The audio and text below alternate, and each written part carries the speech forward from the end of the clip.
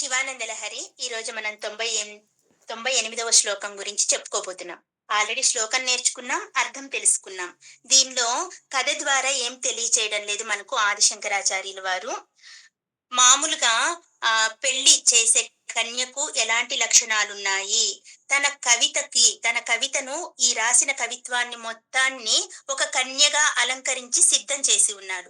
తన కవితా కన్యకు ఎలాంటి లక్షణాలు ఉన్నాయి అని పోలుస్తూ ఉన్నారు. ఆ పోలికే మనం ఇప్పుడు తెలుసుకోబోతున్నాము. కన్యాదానం చేస్తే ఎలాంటి ఫలితం కలుగుతుంది అనేది కూడా తెలుసుకోబోతున్నాం మనం ఈ శ్లోకంలో. ఇది దాదాపుగా శివానంద లహరిలో చివరి శ్లోకం. అదేంటండి 100 శ్లోకాలు అన్నారు కదా, 98వ శ్లోకమే చివరిది అంటున్నారు ఏంటి అనగా అంటారా? ఈ కవిత అనే కన్యను ఆయనకిచ్చి పెళ్లి చేస్తారు కదా, ఆ తర్వాత కన్యాదానం చేస్తారుగా, ఆ కన్యాదాన ఫలితం ఎలా దక్కింది అతనికి అనేది మిగతా 2 శ్లోకాల ద్వారా తెలుసుకుంటాం. అందుకే దీన్ని చివరి శ్లోకంగా భావిస్తాం, అంతే, అంతకు మించి ఏం లేదు. ఈ శ్లోకాన్ని పరమశివుడికి అర్పణ చేస్తున్నారు ఆదిశంకరాచార్యుల వారు.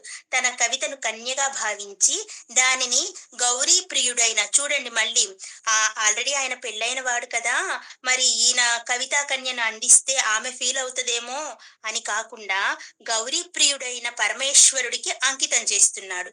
గౌరీదేవితో పాటు కలిసి ఉన్న ఈశ్వరుడికి అంకితం చేస్తున్నాడు. అసలు ఏంటి, కావ్య రచన చేసిన వాళ్ళని ఏమంటారు, కావ్యాన్ని అంకితం తీసుకున్న వాళ్ళని ఏమంటారు, అది తెలుసుకున్నాక మనం ఉపమానం చెప్పుకుందాం. కావ్య రచన చేసిన వాళ్ళని కృతిభర్త అంటారు. కావ్యాన్ని అంకితం తీసుకున్న వాళ్ళని కృతికర్త అంటారు. ఇక్కడ కృతిభర్త ఎవరు? కావ్య రచన చేసిన వాళ్ళని అన్నాం కదా మనం. కావ్యాన్ని అంకితం తీసుకున్న వాళ్ళని కృతికర్త. ఇక్కడ కృతికర్త ఏమో శంకరాచార్యుల వారు, కృతి భర్త ఏమో ఈశ్వరుడు. తన యొక్క కృతికర్త శంకరాచార్యుల వారు ఈశ్వరుడికి అర్పించేస్తున్నాడు కవితా కన్యను. అది ఎలాగో, ఏమేం లక్షణాలను కలిగి ఉన్నాయో చూద్దాం. అది కూడా గౌరీశ్వరుడికి సమర్పిస్తున్నాడు. ఈ శివానంద లహరి అనే కవితా కన్యను ఆ గౌరీదేవితో కూడి ఉన్న ఈశ్వరుడికి దానం చేస్తున్నాడు, కన్యాదానం లాగా. కవితను ఒక కావ్యం లాగా, ఒక కన్యలాగా చెప్తున్నాడు. ముందుగా దీనిలో ముందు 12 లక్షణాలు కలిగి ఉన్నది ఈ కవిత అనే కన్య. ఆ 12 లక్షణాలు ఏందో తెలుసుకుందాం. ఈ 12 లక్షణాలు కూడా సాధారణ కన్యకు మరియు కవితా కన్యకు ఉపమానాలు చెప్తూ చెప్పారు. ముందుగా మొదటి ఉపమానం, ఫస్ట్ లక్షణం ఏంటంట, సర్వాలంకార యుక్తాం. సర్వాలంకార యుక్తాం అంటే కన్యాపరంగా చూస్తే అన్ని అలంకారాలతో కూడుకొని ఉన్న పెళ్లి కూతురు. మనం ఏం చేస్తాము, అమ్మాయికి పెళ్లి చేయాలంటే ఆ అమ్మాయిని చక్కటి పట్టు చీర కట్టి రకరకాల ఆభరణాలు ధరింపచేసి చక్కగా అందంగా అలంకరిస్తాం. మరి కన్యాపరంగా చూస్తే, అంటే కవితా కన్యాపరంగా చూస్తే ఏం చెప్తున్నారు, అసలు ముందు పెళ్లి కూతురుకు ఉండే లక్షణం ఒకటి చెప్తున్నారు. కన్యాం కనక సంపన్నాం కనకాభరణ్యైర్యుతాం అని కన్యాదానం చేసేటప్పుడు ఈ వాక్యాన్ని చెప్పి వరుడి చేతిలో మనం పెళ్లి కూతురి యొక్క చేతిని పెడతామన్నమాట. అనే మంత్రం కన్యాదాన మంత్రంలో వస్తుంది. ఈ మంత్రం చెప్పి కన్యను చక్కగా వరుడి చేతిలో పెట్టేస్తాము. ఆమె బంగారు ఆభరణాలతో కూడిన, ఏంటి దీనికి యొక్క అర్థం, బంగారు ఆభరణాలతో కూడిన బంగారం లాంటి ఈ కన్యను నీకు నేను దానం చేస్తున్నాను అని ఈ శ్లోకం చెప్పి ఆయనకి కన్యాదానం చేస్తాం మనం. ఇక్కడ కావ్యపరంగా చూస్తే మనం ఏమేం చెప్పుకోవాలి, ఏమేం అలంకారాలు ఉన్నాయంట, ఉపమ, రూపక, శ్లేష, అనుప్రాస, ఇలాంటి అన్ని అలంకారాలని కలిగి ఉన్నాయి నా కవిత అనే కన్య అని. అలంకారాలు ఎన్ని రకాల అలంకారాలు అయితే ఉన్నాయో వాటన్నిటిని కూర్చి అలంకరించాడంట ఈ కవితా కన్యను. రెండో లక్షణం, సరళ పదయుతాం. సరళ పదయుతాం అంటే కన్య పరంగా చూస్తే కన్య యొక్క, ఈ వివాహం జరుపుతున్న కన్య యొక్క పాదాలు చాలా కోమలంగా శుతిమెత్తగా ఉన్నాయంట. ఆమె నడక చూస్తే చూడముచ్చటగా ఉందంట. అలాగా చూడముచ్చటైన కన్య, ఆ కన్యను మనం వరుడికి ఇస్తాం. మరి కవితా పరంగా చూస్తే ఈ కావ్యంలో పదాలన్నీ సులభంగా అర్థమవుతూ చదవడానికి అనుగుణంగా ఉన్నాయి. అందరూ ఎవరు చూసినా శివానంద లహరిని అబ్బా! ఎంత బాగా రాశారో కదా! ఏ కష్టమైన పదమూ లేదు. చాలా సులభంగా అర్థమవుతుంది అనేలాగుంది నా కవితా కన్య. ఆ కన్యేమో చూడడానికి శుతిమెత్తని పాదాలతో అందమైన నడకను కలిగి ఉంది. నా కన్యేమో పదాలన్నీ సులభంగా అర్థం చేసుకోవడానికి వీలుగా, చదవడానికి అనుగుణంగా సిద్ధమై ఉంది అని చెప్తున్నారు. మూడవ లక్షణం సాధు వృత్తాం. సాధు వృత్తాం అంటే కన్యాపరంగా చూస్తే మనం ఆమె ఎలాంటి మనస్తత్వం కలిగి ఉంది? సౌమ్యమైన స్వభావాన్ని కలిగి ఉంది. ఎవరితో కూడా పరుషంగా మాట్లాడటం లేదు. అలాంటి సౌమ్యమైన స్వభావాన్ని కలిగి ఉంది. ఈ కవితా కన్య ఎలా ఉంది? కవిత్వంలో మనకు వృత్త శ్లోకాలు అని చెప్తూ ఉంటారు. వృత్త శ్లోకాలు అంటే ఉదాహరణకి చెప్పుకోవాలంటే తెలుగులో ఏమేమి ఉంటాయి? చంపకమాల, సీసం మొదలైన పద్యాలు ఉంటాయి మనకు. ఇలా తెలుగులో చంపకమాల ఇవి మొదలైన పద్యాలు ఉన్నట్టే సంస్కృతంలో ఎలాంటివి ఉన్నాయి? శిఖరిణి, శార్దూలం, ఆర్యాగీత, వసంతమాలిక అనే వృత్తాలు ఉన్నాయి.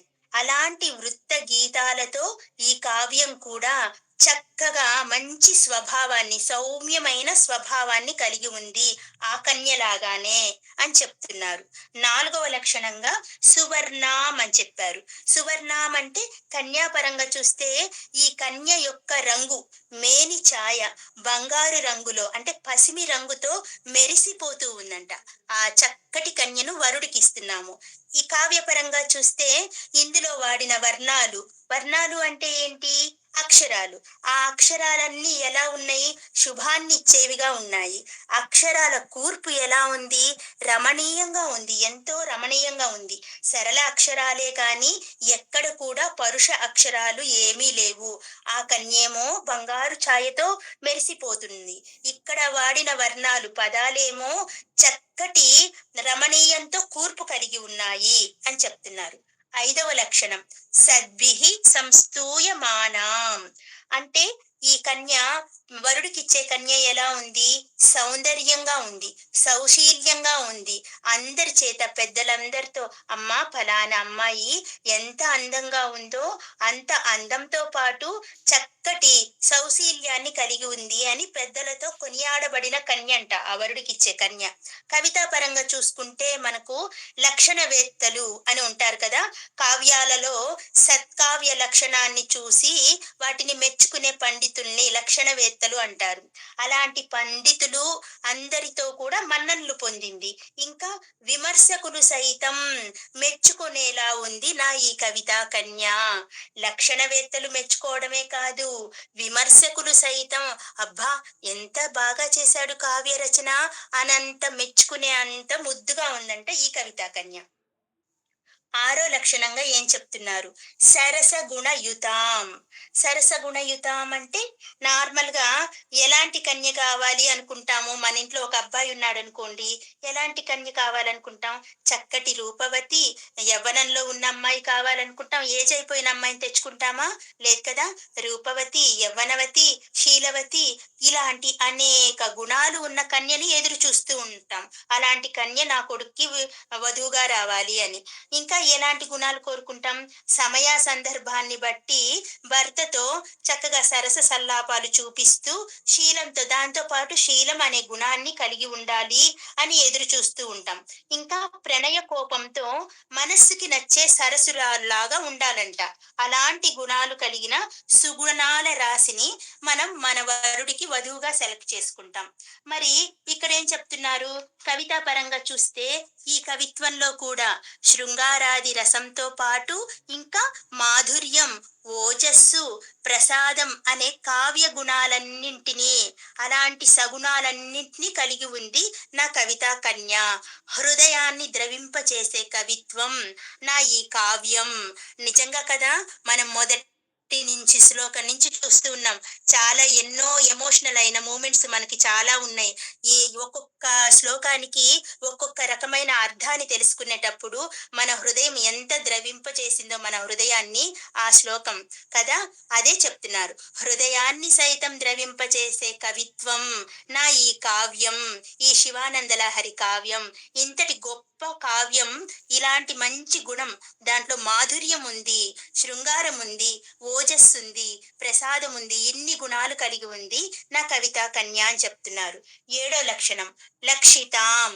లక్షితాం అంటే ఎవరైనా వరుడికి కావలసిన వధువు ఎలా ఉండాలి, అన్ని రకాలైన సాముద్రిక లక్షణాలను కలిగిన కన్యనే కోరుకుంటాం. ఒకటి ఉండి ఒకటి లేకపోతే కోరుకోగలమా? ఒకటి హైట్ హైట్ సరిపోకపోయినా ఒప్పుకోము. మంచి కలర్ లేకపోయినా ఒప్పుకోము. మంచి గుణం లేకపోయినా ఒప్పుకోలేము. అత్తమామల్ని చూసుకోదమ్మా ఈమె అని తెలిస్తే దానికి ఒప్పుకోము. ఈ ఇవన్నీ ఈ లక్షణాలన్నీ ఉన్న కన్యనేమంటారు? సాముద్రిక లక్షణాలన్నీ ఉన్న కన్య ఈ కన్య అంటాం. అలాంటి సాముద్రిక లక్షణాలు ఉన్న కన్యను ఎలాగైతే కోరుకుంటామో, అలాంటి కన్యను వరుడికి ఎలా కోరుకుంటామో నా కవిత కూడా, నా కావ్యానికి వస్తే నా కావ్య కన్య కూడా మంచి శిల్పం, అర్థం, శైలి ఇవన్నీ లక్షణాలుగా ఒక కావ్యాన్ని రచించడానికి అవసరమైన అన్ని గుణాలను కలిగి ఉంది నా కవితా కన్య అని చెప్తున్నారు. ఎనిమిదవ లక్షణంగా లక్షణాఢ్యాం అన్నారు. కన్యాపరంగా చూస్తే ఆమె గొప్ప లక్షణాలతో అందంగా, చూడగానే అబ్బా ఎంత అందంగా ఉందబ్బా అని అందరు పొగడ్తలు పొందేలా ఉందంట ఆ కన్య. మరి కవితా పరంగా చూస్తే ఈ కావ్యంలో మంచి లక్షణాలున్నాయి. ఎలా పొగుడుతున్నారు కవులందరూ, పండితులందరూ, అబ్బా ఎంత అందంగా చేశారు ఈ కావ్య రచన, ఎవరు చేశారు అనే మెచ్చుకునే అంత లక్షణాన్ని కలిగి ఉంది ఈ కవితా కన్య. తొమ్మిదవ లక్షణంగా ఏం చెప్తున్నారు? ఉద్యద్భూషా విశేషాం. కన్యాపరంగా చూస్తే ఆమె మిలమిల మెరిసిపోయే భూషణాలను అంటే నగలను ధరించి ఆమె ఆల్రెడీ అందంగా ఉంది. ఈ అందమైన భూషణాలను ధరించి ఇంకా మెరిసిపోతుంది. అంత మంచి అలంకారాలతో అందరి మనస్సుల్ని ఆకట్టుకుంటుంది, శోభనిస్తుంది. ఆ పెళ్లి పందిరికే శోభను తీసుకొస్తూ ఉంది ఆ వరుడికిచ్చే కన్య. ఈ కావ్యపరంగా చూస్తే ఈ కన్య ఎలా ఉంది? చక్కని అలంకారాలతో మంచి కాంతులతో ఉంది.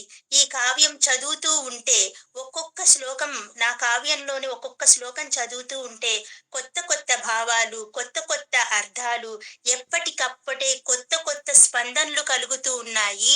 అలాంటి కవితా కన్య నా కన్య అని చెప్తున్నారు. పదవ లక్షణం ఉపగత వినయాం. కన్యాపరంగా చూస్తే ఆ కన్య ఎలా ఉంది? వినయము, విధేయత అని సంపన్న లక్షణాలను కలిగి ఉన్నాయి. వినయము, విధేయత, ఆకర్షణ ఇవన్నీ ఒక కన్యలో ఉండటం అనేది చాలా కష్టం.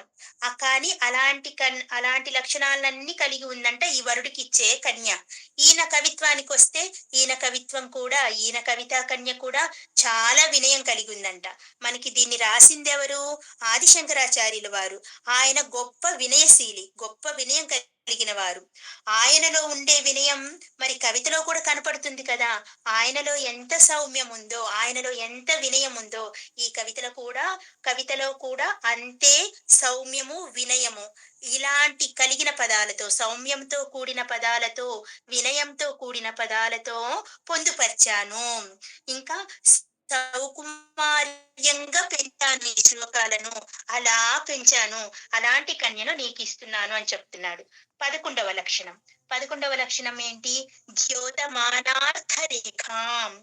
కన్యాపరంగా చూస్తే ఆమె చేతిలో ఫస్ట్ మనం పెళ్లి చూపులకి వెళ్ళినప్పుడు, ఇదివరకు రోజుల్లేండి, ఇప్పుడు నువ్వా నేనా అంటున్నారు కానీ అమ్మాయిలు ఇదివరకు రోజులు వెళ్ళినప్పుడు అన్ని చూసేవారంట ఆడపిల్లలకు. మనకు తెలియదు, ఆ కాలంలో మనం లేం కదా. చేతి రేఖలు చూసేవారంట. ఆ అమ్మాయి చేతిలో ధనరేఖ ఉందా, భాగ్యరేఖ ఉందా అని గమనించి చూసేవారు. అలా ఆమె చేతిలో, ఇక్కడున్న కన్య చేతిలో ధనరేఖ, భాగ్యరేఖ స్పష్టంగా కనపడుతూ ఉన్నాయంట ఆ వరుడికిచ్చే కన్యలో. కావ్యపరంగా చూస్తే ఈ కావ్యంలో ఏమేమున్నాయి? వాచ్యము, వ్యంగ్యము అనే చక్కటి లక్షణాలను కలిగి ఉందంట ఈ కావ్యము అనే కన్య. తన కవితా కన్య వ్యంగ్యము, వాచ్యము, వ్యంగ్యము అనే లక్షణాలను కలిగి ఉంది. ఇంకా ధ్వని ప్రధానమైన ఉత్తమ కావ్యం అని చెప్తున్నారు. నా ఈ శివానంద లహరి కావ్యం ధ్వని ప్రధానమైన ఉత్తమ కావ్యం ఇది అని చక్కగా వివరిస్తున్నారు. 12వ లక్షణంగా కళ్యాణి అని చెప్తున్నారు. కళ్యాణీం అంటే కళ్యాణ గుణాలు అంటే శుభ లక్షణాలు అని అర్థం. అక్కడ వరుడికిచ్చే కన్య అన్ని శుభ లక్షణాలను కలిగి ఉంది. ఆమె ఎక్కడ ఉంటే అక్కడ శుభం చేకూరుతుంది. మరి మనం ఎప్పుడైనా పెళ్లి చేసి కొత్తగా ఇంటికి కన్య వస్తే ఏమంటాము? గొడ్డొచ్చిన వేళ బిడ్డొచ్చిన వేళ అని, ఆమె వచ్చిన వేళ విశేషం మనకి ఇంట్లో అంతా కలిసొచ్చిందమ్మా, ఇంతటి శుభ లక్షణాలను కలిగిన కన్యను మనం తీసుకొనొచ్చుకున్నాము అని ఇంటన అంత అత్తమామ అందరూ సంతోషపడే విధంగా కన్య రావాలి, మన ఇంట్లో ఉన్న వరుడికి వధువు రావాలి అని ఎలాగైతే కోరుకుంటామో, నా కావ్య కన్య కూడా మంగళప్రదంగా ఉంది. నా కావ్య కన్య శుభప్రదమైన కవితా కన్య. ఈ శుభప్రదమైన కవితా కన్యను ఎవరైతే పఠిస్తారో వాళ్ళ ఇంట అన్ని శుభాలే చేకూరుతాయి. అలాంటి కళ్యాణ గుణాల్ని కలిగి ఉన్న కవితా కన్య నా ఈ కవిత అని చెప్తున్నారు. ఇంకా ఏం చెప్తున్నారు? మనకి 12 లక్షణాలు పూర్తయిపోయినాయి. ఈ 12 లక్షణాలను చెప్పి దేవ గౌరీ ప్రియా అని సంబోధిస్తున్నారు. అంటే ఓ గౌరీ ప్రియా, గౌరీదేవికి ఇష్టమైన వాడా, మమ నా యొక్క కవితా కన్యకాం కవిత అనే కన్యను త్వం గృహాన మీరు స్వీకరించండి అంటూ 12 లక్షణాలను చెప్పి తనని సంబోధనతో పిలిచి నా యొక్క కవితా కన్యను త్వం గృహాన మీరు స్వీకరించండి అని ప్రార్థిస్తూ ఈ శివానంద లహరి అనే కావ్య కన్యను గ్రహించి, నీవు గ్రహించి ఊరుకుంటావేమో, ఆయన చేతిలో పెడుతున్నాడు, పెట్టి గ్రహించి ఊరుకోకు, నీవు నాకు దానికి కన్యాదాన ఫలాన్ని తప్పకుండా ప్రసాదించాలి అని శంకరాచార్యులు వారు శివుణ్ణి కోరుకుంటున్నారు. శివుణ్ణి ఎందుకు అలా కోరుకుంటున్నారు? కన్యాదాన ఫలితం నిజంగా అంత గొప్పదా అంటే నిజంగా అంత గొప్పదే. ఆడపిల్లని దానం చేస్తే, కన్యాదానం చేస్తే ఎలాంటి ఫలితమో ఒక 2 మాటల్లో తెలుసుకుందాం. హిందూ సంప్రదాయంలో మనకు కన్యాదానం అత్యున్నతమైన దానంగా చెప్పబడుతూ ఉంది. శాస్త్రోక్తంగా కన్యాదానం చేయటం వల్ల తల్లిదండ్రులకి అపారమైన పుణ్యఫలం కలుగుతుంది. ఇంకా అక్షయమైన పుణ్యం లభిస్తుంది. పూర్వజన్మ పాపాలన్నీ తొలగిపోతాయి. నరకంలో ఉన్న వాళ్ళకు కూడా సద్గతి లభిస్తుంది. ఇది మనకు పురాణాల్లో చెప్పబడింది. కన్యాదాన ఫలితాల గురించి తెలుసుకుందాం. అక్షయ పుణ్యం అన్నాం కదా. అక్షయ పుణ్యం అంటే ఏంటి? గంగా నదిలోని ఇసుక రేణువులను లెక్కించిన కన్యాదానం వల్ల వచ్చే పుణ్యాన్ని లెక్కించలేదు. అంత అనంతమైన పుణ్యాన్ని ఇస్తుంది అని పురాణాల్లో స్వయంగా చెప్పబడి ఉన్నది. పాప నివారణ. వధువు తల్లిదండ్రులు ఎవరైతే పూర్వజన్మలో ఏమైనా పాపాలు చేసి ఉంటే అలాంటి పాపాలన్నీ కూడా నశించి ఈ కన్యాదానం ద్వారా 7 జన్మల వరకు పుణ్య ఫలాల్ని దక్కించుకుంటారు. ఇంకా పితృదేవతల తృప్తి. కన్యాదానం చేయడం ద్వారా పితృదేవతలు తృప్తి చెంది వంశాభివృద్ధిని ఆశీర్వదిస్తారు. అంతే కదా, మనం పెళ్లి చేసి వాళ్ళకి పిల్లలు పుట్టి పితృతర్పణాలు వదులుతూ ఉంటే వాళ్ళు సంతోషపడతారు.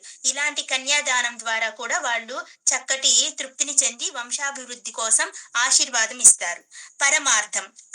కన్యాదానంలో పరమార్థం ఏమంటే, కన్యాదానం అంటే కూతుర్ని వస్తువులా దానం చేయటం కాదు, బాధ్యతలను భర్తకు బదిలీ చేయటం.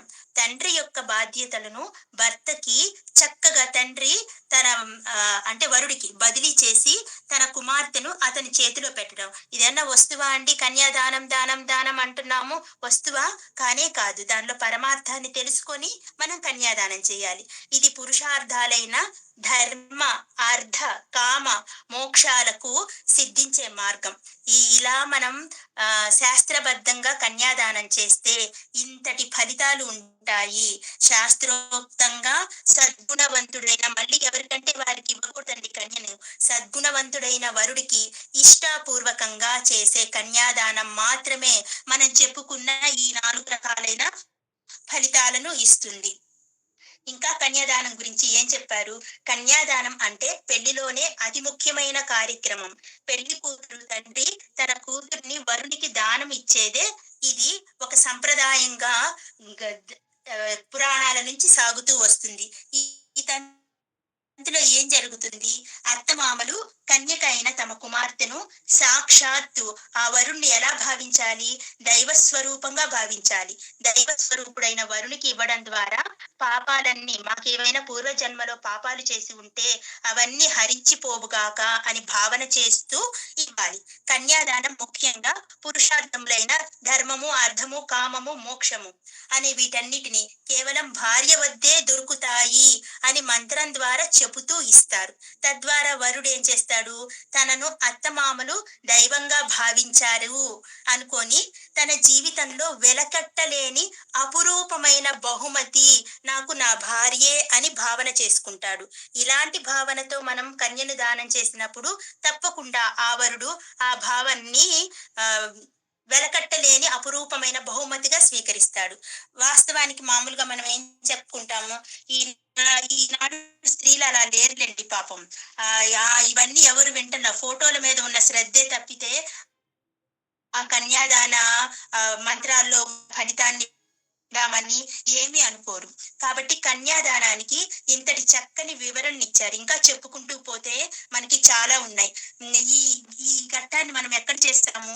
పెళ్లి గంటలో కొంతమంది చేస్తారు. కొంతమంది అది పనిగా పెళ్ళైన తర్వాత అత్తగారింటికి అమ్మాయిని తీసుకొని వెళ్ళి అత్తవారింట్లో కలిసిపోవడానికి, సర్దుకుపోవడానికి మానసికంగా ఎలా సంసిద్ధపరచాలి అని నీకు తండ్రి చెప్పాలి. నీకు నా బదులు నీకు నాకు తగినటువంటి నేను నిన్నెలాగ చూసుకుంటున్నానో అలాగ చూసుకునే వరుణ్ణి వెతికి నీకు ఇస్తున్నానమ్మా అని భరోసాను కల్పిస్తూ ఒక్కొక్కరు అత్తగారింట్లో కూడా ఈ కన్యాదానాన్ని చేసి వస్తుంటారు. వరుణి కాళ్ళు కడిగి కన్యాదాత శచీదేవిని పూజించి కన్యాదానం చేస్తాడు.